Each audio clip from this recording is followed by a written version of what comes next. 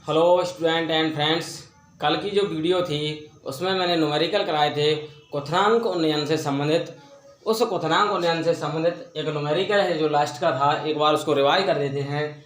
Benzene का क्वथनांक 353.23 kelvin है।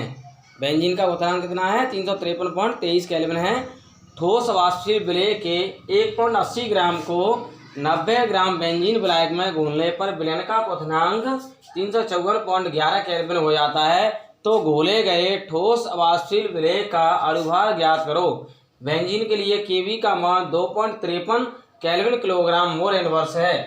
ठीक है, तो इस प्रश्न में, इस क्वेश्चन में देखिए बॉइलिंग पॉइंट ऑफ बेंजीन, यानी ये सॉल्वेंट है, विलायक है। तो बेंजीन विलायक का क्वथनांक कितना है? टीबी नॉट बराबर 353.23 केल्विन। और ठोस वाष्पशील विलेय के 1.80 ग्राम को 90 ग्राम बेंजीन विलायक में घोलने पर विलयन का क्वथनांक कितना हो गया? 354.11 केल्विन। तो इस तरह से विलयन का क्वथनांक टीबी इक्वल 354.11 केल्विन हो गया, यानी boiling point of solution 354.11 kelvin हो गया। और इसमें जो क्वथनांक उन्नयन निकलेगा, बॉइलिंग पॉइंट एलिवेशन क्वथनांक उन्नयन बराबर विलयन का क्वथनांक माइनस विलायक का क्वथनांक। विलयन का क्वथनांक टीबी 354.11 और विलायक का क्वथनांक 353.23 घटा देंगे तो 0.88 केल्विन आ जाएगा। अब यहाँ ठोस वाष्पशील विलेय की मात्रा कितनी है? 1.80 ग्राम। तो यहाँ ठोस वाष्पशील विलेय यानी जो बाहर से विलेय बोला गया है उस विलेय को हम व्यक्त करते हैं WB से। बाहर से जो विलेय बोला जाता है उस विलेय को हम किससे व्यक्त करते हैं? WB से व्यक्त करते हैं। किससे? WB से। तो यहाँ पर घोले गए बाहर से विलेय की मात्रा कितनी है? यहाँ WB, वो WB की मात्रा कितनी है? 1.80 ग्राम। ठीक है, और उसका अणुभार यहाँ पर कितना होगा उसको MB को हमें ज्ञात करना पड़ेगा। ठीक है, और यहाँ बेंजीन विलायक की जो मात्रा है WA वो कितनी है? 90 ग्राम। 90 ग्राम को किलोग्राम में चेंज कर लेंगे तो 0.090 किलोग्राम हो जाएगा। ठीक है, तो क्वथनांक उन्नयन इस सूत्र से हम अणुभार ज्ञात कर लेंगे। क्या याद कर लेंगे? तो यहाँ देखिए डेल्टा टीवी का मान कितना दे रखा है? 0.88 केल्विन। ठीक है, बराबर केवी का मान कितना दे रखा है? 2.53 केल्विन किलोग्राम मोल इनवर्स। ठीक है, 2.53 केल्विन किलोग्राम मोल इनवर्स। और यहाँ घोले गए विलेय की मात्रा कितनी है? 1.80 ग्राम बटे इसका अणुभार हमें ज्ञात करना है MB। और WA क्या है? विलायक की मात्रा कितनी है बेंजीन की? यहाँ 0. यानी 90/1000। 90/1000।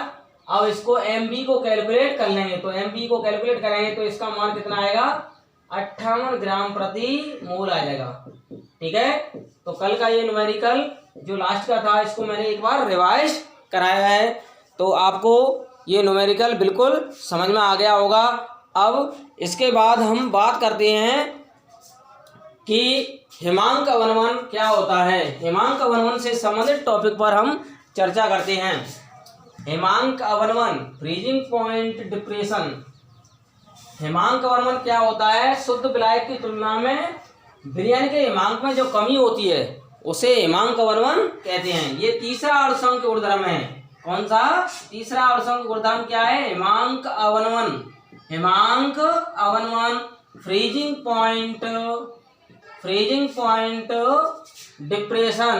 फ्रीजिंग पॉइंट डिप्रेशन, हिमांक अवनमन, फ्रीजिंग पॉइंट डिप्रेशन, इसको डेल्टा TF से व्यक्त करते हैं।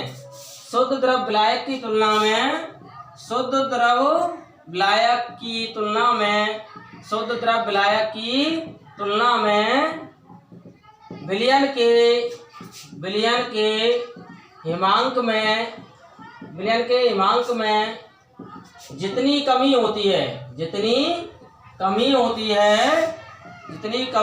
है उसे हिमांक अवनमन कहते हैं। उसे क्या कहते हैं? हिमांक अवनमन कहते हैं। ठीक है, अब इस हिमांक अवनमन का सूत्र क्या हो जाएगा? हिमांक अवनमन बराबर विलयन का हिमांक, विलायक का हिमांक माइनस विलयन का हिमांक। ठीक है, ये हो जाएगा विलयन का हिमांक, ये हो जाएगा। और हिमांक अवनमन को हम डेल्टा TF से व्यक्त करते हैं और विलायक के हिमांक को TF नॉट और विलयन के हिमांक को TF से व्यक्त करते हैं। ठीक है, तो ये फॉर्मूला हो जाएगा डेल्टा TF बराबर TF नॉट माइनस TF। हमेशा विलायक का हिमांक ज्यादा होता है, हमेशा विलायक का हिमांक ज्यादा, हिमांक का मतलब फ्रीजिंग पॉइंट ज्यादा, वह विलयन का हिमांक कम होता है, विलयन का हिमांक कम होता है। ठीक है, क्योंकि विलयन का हिमांक कम क्यों होता है? क्योंकि विलयन का हिमांक 0 डिग्री सेंटीग्रेड से कुछ कम ताप पर, 0 डिग्री सेंटीग्रेड से कुछ कम ताप पर ही उसका वाष्प दाब उसकी ठोस अवस्था बर्फ के बराबर हो जाता है। आपको पता है हिमांक क्या होता है? वह निश्चित तापक्रम जिस पर किसी द्रव का वाष्प दाब उसकी ठोस अवस्था के वाष्प दाब के बराबर हो जाता है और इसमें साम्यावस्था की स्थिति होनी चाहिए। वह निश्चित तापक्रम जिस पर किसी द्रव का वाष्प दाब उसकी ठोस अवस्था के वाष्प दाब के बराबर हो जाता है जबकि साम्यावस्था की स्थिति हो, उसे हिमांक कहते हैं। लेकिन अब विलायक की तुलना में विलयन का हिमांक कम क्यों होता है? क्योंकि जैसे जल विलायक है वो 0 डिग्री सेंटीग्रेड पर जमता है, बर्फ बना लेता है, तो 0 डिग्री सेंटीग्रेड पर उसका वाष्प दाब उसकी ठोस अवस्था बर्फ के बराबर हो जाता है साम्यावस्था में। लेकिन विलयन का हिमांक 0 डिग्री सेंटीग्रेड से भी कम ताप पर जम जाता है और उसका वाष्प दाब ठोस अवस्था के वाष्प दाब के बराबर हो जाता है। तो हमेशा विलायक का हिमांक ज्यादा और विलयन का हिमांक कम होता है। तो विलयन का हिमांक क्यों कम होता है? क्योंकि विलयन 0 डिग्री सेंटीग्रेड से कुछ कम ताप पर अपना हिमांक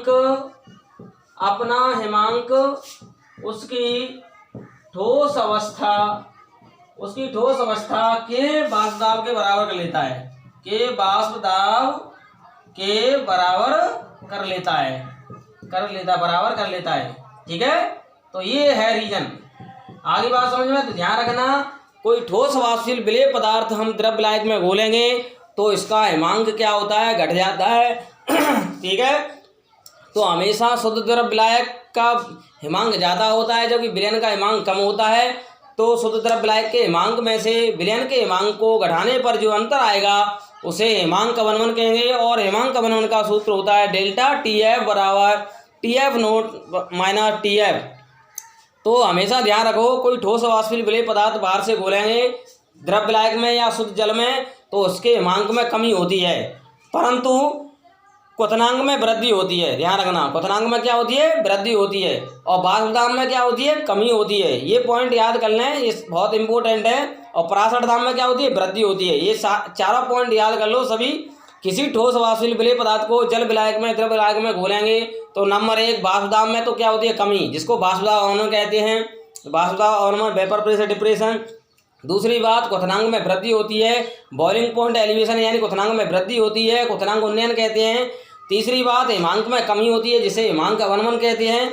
ठीक है, और चौथी बात, पराशर दाब में वृद्धि होती है। ओके, ये चारों पॉइंट को एक बार सभी विद्यार्थी याद कर लें। ये कंपटीशन में बहुत पूछे जाते हैं, चाहे किसी भी टाइप का कंपटीशन हो।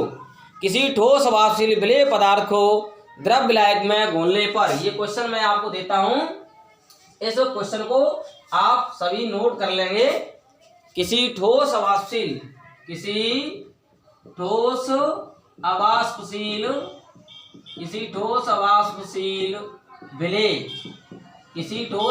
विलेय पदार्थ को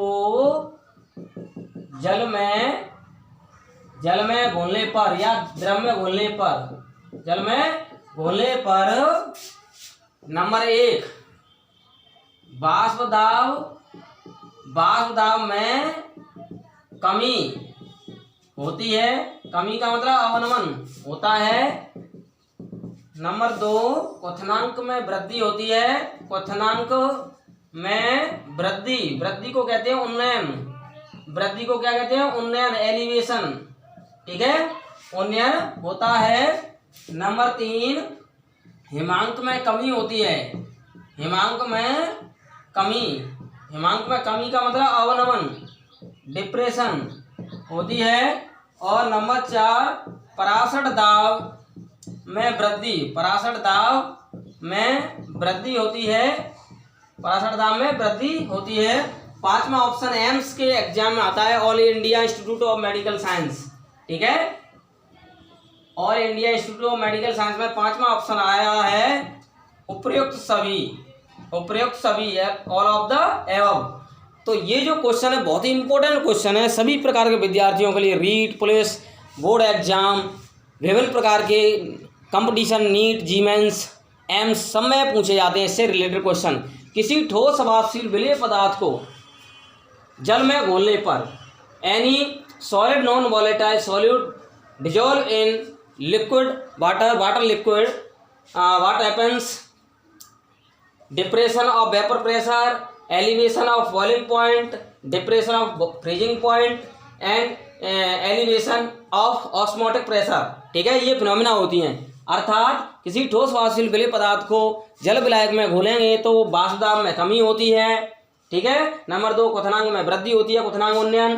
ठीक है, बॉइलिंग पॉइंट एलिवेशन। तीसरा बात हिमांक में कमी होती है, हिमांक मनमन। और चौथी बात पराशर दाब में वृद्धि होती है। और तो इस क्वेश्चन का आंसर 5वां हो जाएगा। क्या हो जाएगा?